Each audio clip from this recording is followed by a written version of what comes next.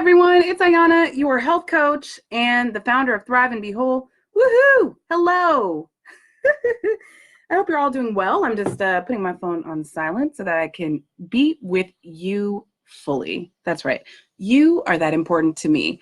Happy Tuesday to you. I hope that you are enjoying it wherever you are and that you are really taking some time for yourself and some self-care, or that if you are at work or whatever you're doing, that you have found time to take a break or do things that feed your soul. Hello, thanks for joining. I wanted to go live today because I really want to talk to you about, it's November. Happy November.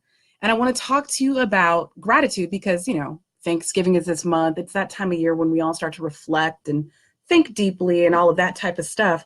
And November is a great time to kind of take stock of all the things that you're grateful for. I mean, really, we should be doing it all the time.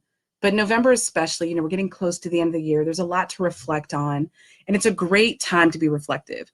And so because it's Joyful Eating Tuesday, I want to give you some tips about how gratitude can support you with joyful eating and with eating in a healthy way. Okay. Now, before I get into that tip, I want to say a quick thing about joyful eating in general. And, if you are joining me live now and you have questions and want to, interact in this video, absolutely post comments. Let me know if you have some questions that come up for you as we're doing this, or you can post comments after so that I can also follow up. Okay. So now, one of the great things about gratitude, we know, if you are into personal development, you have heard about gratitude and how important it is. Gratitude is life-changing. And it actually has, without overstating things, has saved my life on a lot of occasions. I remember I really dealt with a deep amount of depression and anxiety at different points in my life. And finally, the thing that was the turning point for it, because, I've been through a lot of trauma, like so many of us have. And, what happened to me before was that I was living my life as though everything was happening to me.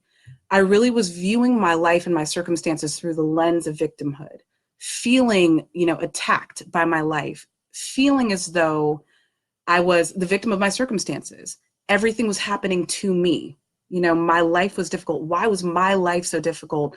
Why did it feel as though other people around me had it all together, had it all figured out? Why was I so sad? And, it took me a while, thank you for the love and thank you for the heart. And so many of us can relate to that, right? And so what I came to discover and to learn, as do so many people who are obsessed with personal development, is how much my own thinking was actually playing into that.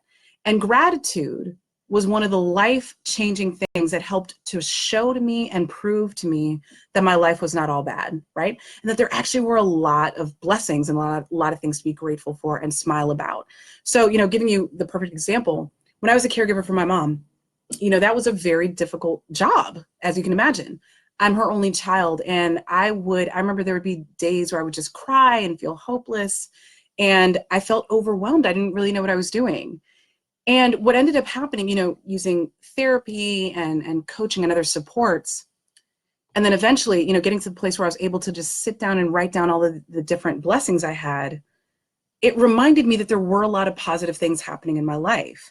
It's very easy when there's a lot of things going on in our lives where we feel overwhelmed. It's very easy to only focus on those negative things. Give you a perfect example. Today, I got a flat tire. When I was on my way to go do something really important and I was in a big hurry, of course, because that's when it always happens, right? And then not only that, but I got into an argument with my 5-year-old. What else happened? Oh, and then I got into an argument with the daycare provider just randomly, the daycare provider that I love and whose family came to me with something that I wasn't expecting. So it was just like a whole kind of hot mess and things were throwing me off my game today. And then, and so it's easy that when we have those stressful things that are coming our way or these life traumas to focus on those negative things, right? But what I realized today is that there were many things to be grateful for. So when you keep track of, when you sit down and write down a gratitude list, I find that writing is more effective than just thinking about it, because writing helps to imprint it into our mind in a way that just thinking about it doesn't necessarily. But when I wrote down the things I was grateful for, I started to really realize, wait a minute, those weren't the only 3 things that happened to me today. When I woke up this morning, I had a fantastic workout and it was a lot of fun and I was laughing and smiling with that.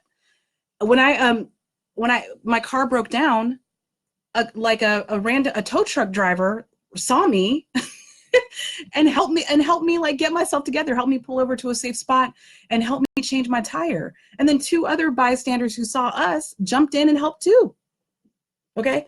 And I made it to work only like 20 or 30 minutes later than I would have to where I was going. So all of those things, what else can I be grateful for? I got a great call from my dad and we had a really fun time talking on the phone. And then I also got some really good advice. Ooh, okay, so thank you for that. Okay, so Debbie said, I'm grateful for your live. Oh, thank you. I'm grateful for your presence. And I'm grateful for your kind words.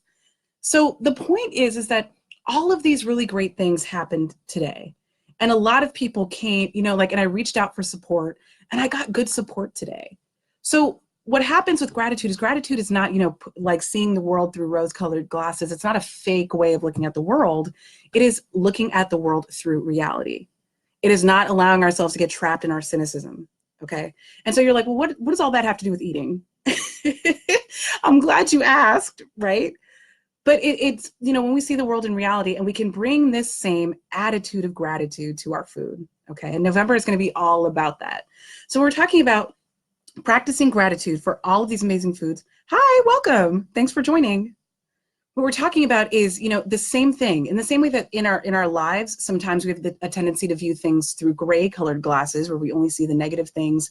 We only view, you know, the things that are driving us to craziest, that are making us feel so overwhelmed. The same is true for our food. We have a tendency when we want to lose weight or get healthy, we have a tendency to focus on the negative things about a healthy lifestyle, quote unquote, right? We see restriction, we see cutting out, we see a dramatic shift, a dramatic change in our lives and in our behaviors and in our lifestyle. We might see that we might think that we have to give up on certain things, certain activities that we enjoy.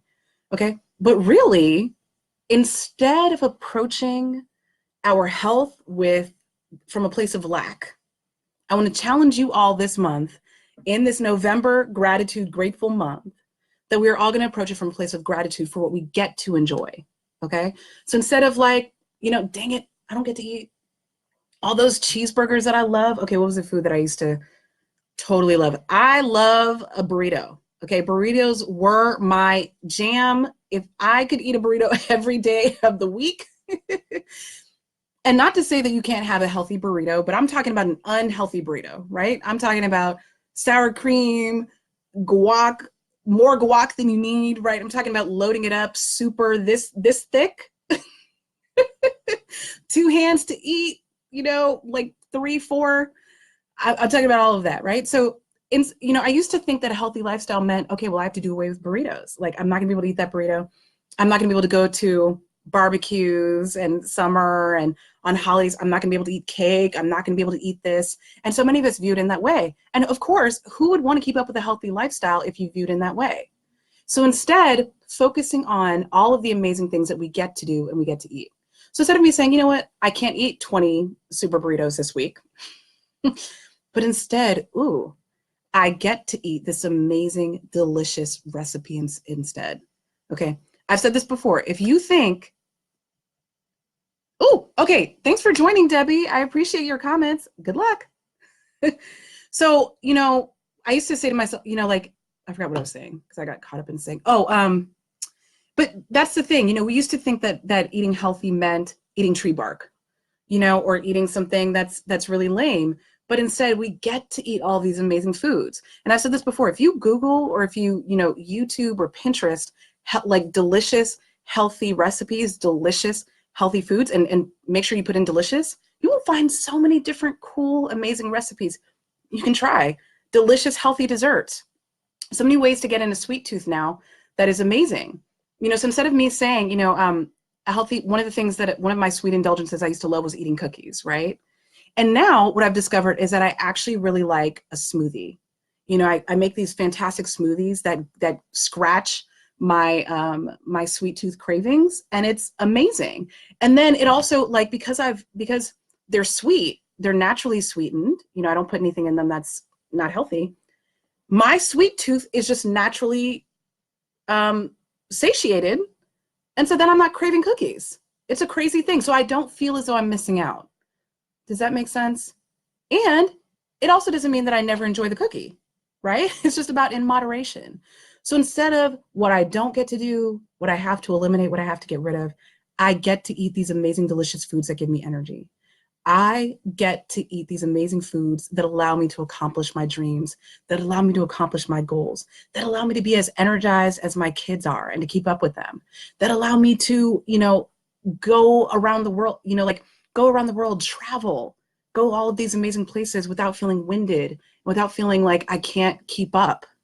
It allows me to show love and show up in an authentic way and show up as my most confident self in all of my relationships and all of my interactions. Okay. It's an amazing thing that we get to do. And then not only that, but gratitude for the way our bodies get to move, right? The more we work on our bodies, think about all of the amazing things that open up to you when you work on your body. Okay. The joy, like I said before, right now, I can outlast my kids sometimes. But it's an incredible feeling. And so instead of saying, what am I giving up? What will I lose? What am I opening up for myself instead? What is going to come out of this? What amazing blessings are waiting for me in this journey of good health? Okay. Because you're not giving up stuff. You are saying yes to something amazing and incredible. Okay. And with that, I highly, highly, highly want to encourage you, especially because we are in November. We're getting close to the end of the year. It's very natural for people to start thinking about the beginning of the year. That is so normal.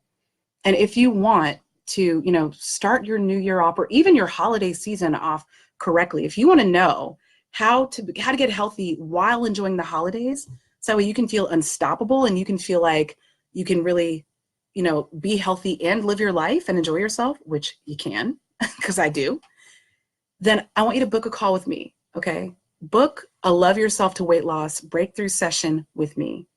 It's 50 minutes of your time, free, complimentary, and it's all about you. It's all about, getting at, what your vision is for your body, where you see yourself going, and all of the things that might be blocking you and stopping you, and then what you can do about it. Real actions you can take to help you. Okay. I would love and be honored to support you with that. I love doing the call. It's incredible. In fact, I'm doing one tonight. I'm very excited. So if you are interested in that, remember, this is about you. And if you want to even set up a call now as you're thinking about starting something for 2020, starting your journey, whenever you want to start it, set up that call now. Take that step. Okay. I did, and it changed my life, and you can do it too. Okay. So as a reminder, the link for that is in my description. It's thriveandbewhole.com/apply. Go ahead and sign up. You got this. You deserve it. You deserve 50 minutes for yourself, right? All right. And with that, if you have any questions or comments, you can go ahead and put them below and I will follow up as usual. Take care, guys. Bye.